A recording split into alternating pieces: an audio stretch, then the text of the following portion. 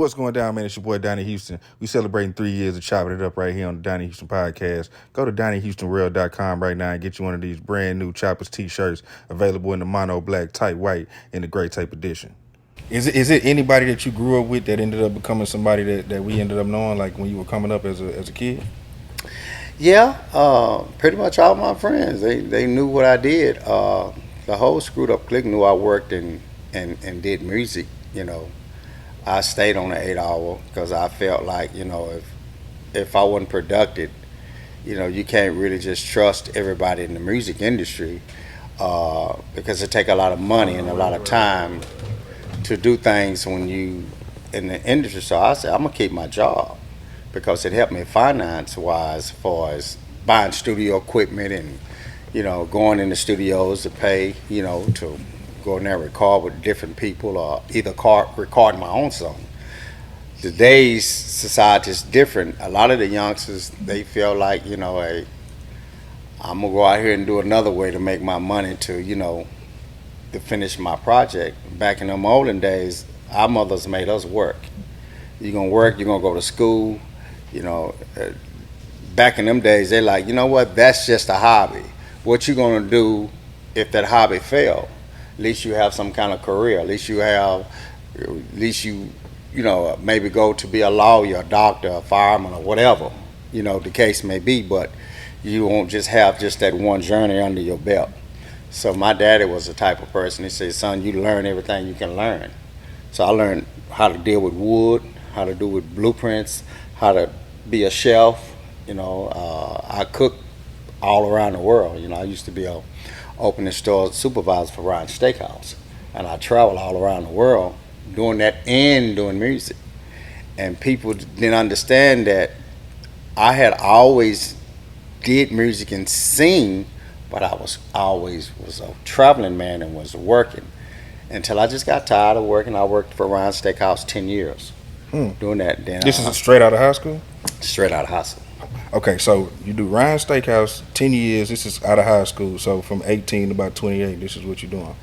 Well, I was working at Ron Steakhouse here in Pasadena first before I started traveling.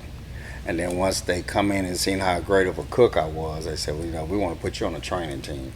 I said, what is that? They said, well, we're going to make you a supervisor. You're going to have your own staff to train to open stores. It's a big promotion for you. I said, okay, cool.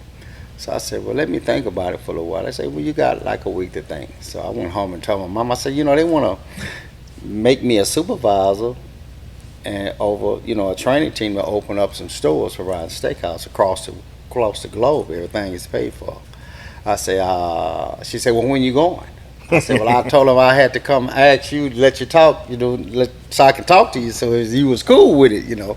Back then, there was a lot of respect with your parents. You couldn't just jump up and say, do what you want to do. That is over with when you get back. You feel me? So she said, well, what are you waiting on? You need to catch a flight and go on and do what you got to do. That's a great promotion, son. Go for it. I said, okay. So I did that so fast until I kind of forgot about my music career.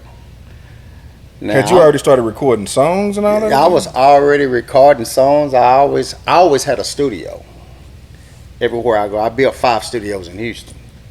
So I always had studios, that I can go to and record. But I didn't really take it too serious.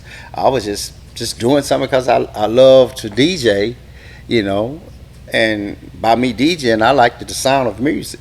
So with that being said, I had got an offer for Alameda Skating Ring to DJ. And I DJ'd at Alameda Skating Ring for a long time after I got off the road with Ryan Steakhouse. And the only reason I got off the road with Ryan Steakhouse because that's when Ronetta become to be in my life. Like, me and her mother, Janetta, I got her pregnant on the road. Being a G.